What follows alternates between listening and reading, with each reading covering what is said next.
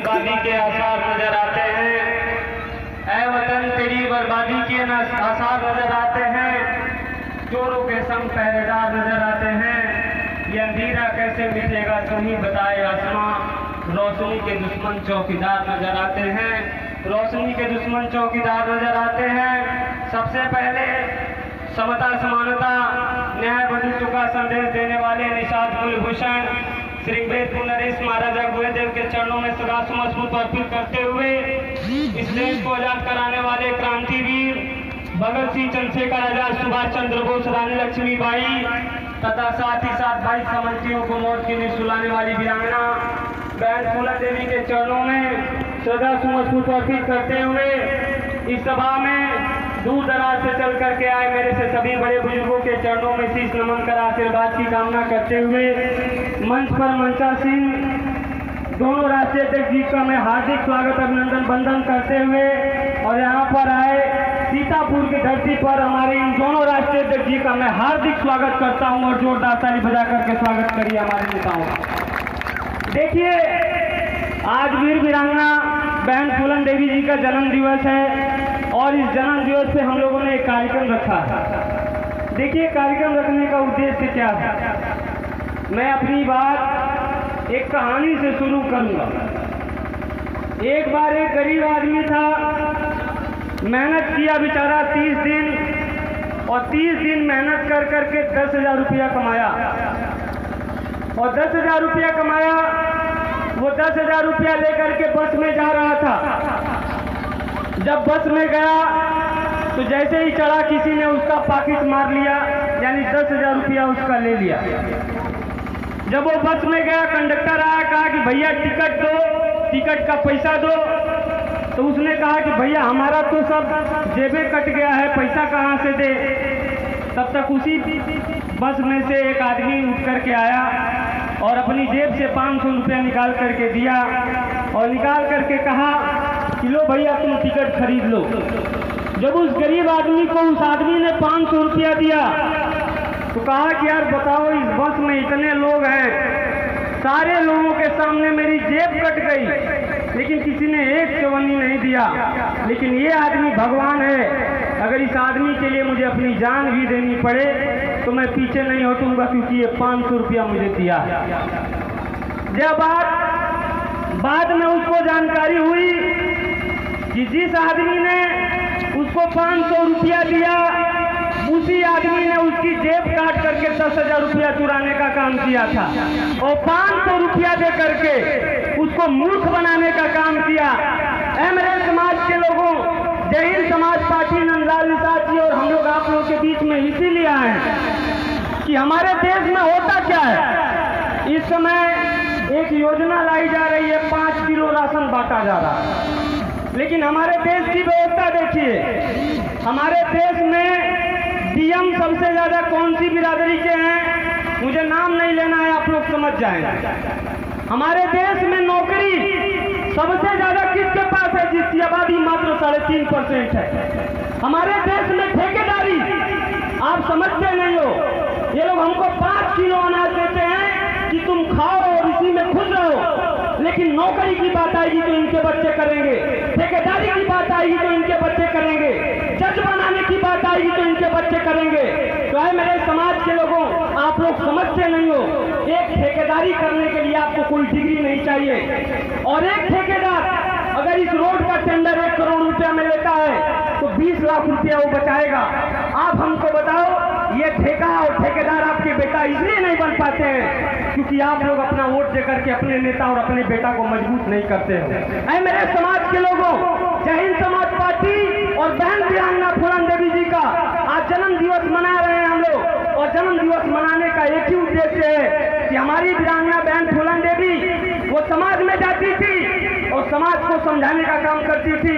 क्या निषाद समाज के लोगों है, गरीब समाज के लोगों, अपनी ताकत को समझो, अपने वोट को इकट्ठा करो और अपने बेटा को जिताओ। जिस दिन तुम्हारा बेटा जीत करके जाएगा उस दिन तुम्हारे बेटा को ठेकेदार बनने से दुनिया की कोई ताकत रोक नहीं सकती है। और जब ये व्यवस्था सामंतवादियों को पता लगी तो उनको पता था कि निषादों को जगाने वाली इनकी बेटी अब इनको संगठित कर लेगी। तो यही भारतीय जनता पार्टी की सरकार में हमारी उस वीर वीरांगना बहन फूलन देवी को इस दुनिया से मिटाने का काम किया। ऐ मेरे समाज के लोगों, फूलन देवी जी का जन्म दिवस मना करके इस सीतापुर की धरती पर कसम खाने के लिए आए हैं। क्या मेरे समाज के लोगों, अगर 3.5% वाला अपनी ताकत को इकट्ठा करके अपने संगठन को बना करके और अपनी रैली को करके और अपने नेता के साथ चल करके सरकार बना सकता है, तो 22 में आप भी कसम खाओ कि आप नंदलाल साहब के साथ चलोगे और जिस दिन चलना शुरू कर दोगे आपका हक और अधिकार लेने से दुनिया की कोई ताकत रोक नहीं सकती है। इसीलिए हम लोग जन्म दिवस मनाने के लिए आए। आज हम लोग 6-7 दिन से घूम रहे हैं, गांव-गांव गए, हम लोगों ने लोगों को इकट्ठा किया। जब हमारे लोग चलने के लिए तैयार हुए तो उनके ऊपर दबाव डाला गया, उनको निकलने नहीं दिया गया। लेकिन धन्य है यहाँ जितने लोग बैठे हैं, मैं जानता हूं कि हर गांव से 2-4-3 लोग आप लोग आए हैं, लेकिन मैं जानता हूं कि आए हैं। मैं चाहूंगा कि अपने नाम पर जोरदार ताली बजा करके आप लोग स्वागत करिए। इसलिए मैं कहना चाहता हूं इस बात से मत डरिए कि जनसंख्या हमारी कम है। इसलिए मैं इस बात को कहता हूं कि देश गुलाम था तो 34 करोड़ आबादी थी और मात्र 5,32,000 नौजवानों ने मन बनाया तो देश आजाद हुआ। आप लोग इतने लोग बैठे हैं, अगर आप लोग मन बना लोगे तो इस सेवता विधानसभा से आपका बेटा जीत करके जाएगा, कोई माई कलाल उसे रोकने वाला नहीं। इसलिए दूसरा, इस सरकार की व्यवस्था को देखिए। योगी जी कहते हैं कि गुंडे अपराधियों को या तो प्रदेश छोड़ के भाग जाएं या तो जेल में चले जाएं। मैं आदित्यनाथ योगी जी से पूछना चाहता हूं कि योगी जी, आपके नजर में गुंडे की परिभाषा क्या है? जब भारतीय जनता पार्टी की सरकार बनी और गृह मंत्री बने राजनाथ सिंह, तो उन्होंने शेर सिंह राणा को पैरोल पे छोड़ दिया। आप हमको बताओ, अगर एक कैदी को सजा हो जाती है तो पैरोल पे वही कैदी छूटता है, उसको 1 हफ्ते 10 दिन के लिए छोड़ा जाता है और छोड़ने की शर्त ये होती है कि या तो उसके कोई घर में मर गया हो या तो उसके घर में कोई बीमार हो। लेकिन ये बीजेपी वालों और योगी जी की परिभाषा सुनिए कि आज 7 साल से सरकार चल रही है और ये सामंतवादी घूम घूम करके भारतीय जनता पार्टी का प्रचार कर रहा है। तो मेरे समाज के लोगों, आप लोगों से यही बताने आया हूं कि योगी जी के लिए परिभाषा ये है कि इनकी बिरादरी के लोग जब वोट आता है तो कहते हैं कि निषाद जी लोग हिंदू हैं, एक हो जाओ। लेकिन जब वोट देके आप जिता दोगे तो नौकरी आएगी तो सबसे पहले इनकी बिरादरी को मिलेगी। आज जो लोग हिंदू बन रहे हैं, आप किसी फॉरवर्ड के साथ झगड़ा करो, वो आपको पिटबो करेगा, आपका कपार भी फोड़ेगा और थाने में जाओगे तो मुकदमा भी आपके ऊपर दर्ज होगा। ये सरकार चल रही है। तो मेरे समाज के लोगों, हम लोग आप लोगों से यही कहने आए हैं कि आप लोग अपनी इस चीज को समझो। रही बात अत्याचार की, आज मैं आपको बताना चाहता हूं कि बनारस की धरती पर कन्हैया निषाद नाम का एक व्यक्ति था। 50 साल से लेकर के अपने परिवार को रहता था। वहाँ 400 ठाकुर जा करके पुलिस कर्मियों को लेकर के और उसके घर पे बुलडोजर चला करके तोड़ने का काम किए। आप हमको बताओ, हम लोग पूरे प्रदेश में घूमते हैं, हमने घूम घूम करके देखा है। इस समय बाढ़ आई है, 10 लाख अपने समाज के लोग ऐसे हैं जिनका नदी में घर कट गया है। वो समाज के लोग आज भी रोड पर त्रिपाल डाल करके रहने के लिए मजबूर हैं। आप बताओ उनकी लड़ाई कौन लड़ेगा? ऐ मेरे समाज के लोगों, मैं धन्य कहता हूं अपने नेताजी को। आपका नेता माननीय नंदलाल निषाद जी 2009 में भी आपके बीच में आए, 2012 में हम लोगों ने चुनाव भी लड़ाया और आपका एक ये नेता है नंदलाल निषाद, एक बात खुल करके कहता है कि मैं असल निषाद का पैदा हूँ और किसी की मां ने दूध नहीं पिलाया कि नंदलाल निषाद को पैसा लेकर के खरीद लेगा। ऐ मेरे समाज के लोगों, पूरी ईमानदारी और पूरी निष्ठा से आपकी लड़ाई लड़ने का काम माननीय नंदलाल निषाद ने किया है। इसलिए हम लोग इस बात को कहते हैं कि हम लोग लोगों को जा करके बता रहे थे कि राजनीति से सब कुछ होता है। तो लोग कहते थे कि साहब कहाँ बताया जाए, हम लोग बहुत गरीब हैं, हम लोग के पास पैसा नहीं है, कैसे लड़ाई लड़ेगा। लेकिन आप बताओ, इसी देश में दलित समाज रहता था, बेचारे उनको गांव से दक्षिण बसाया जाता था। गाय के गोबर में से अनाज धो करके खाने का काम करते थे। उनमें भी तमाम नेता उस समय हुआ करते थे, लेकिन एक नेता मान्यवर कांशीराम निकले और गांव-गांव जाकर के लोगों को कहा कि अपनी ताकत को इकट्ठा करो, अपनी रैली में जाओ, अपनी सभा में जाओ और अपना वोट दे करके अपना बेटा को जिताओ।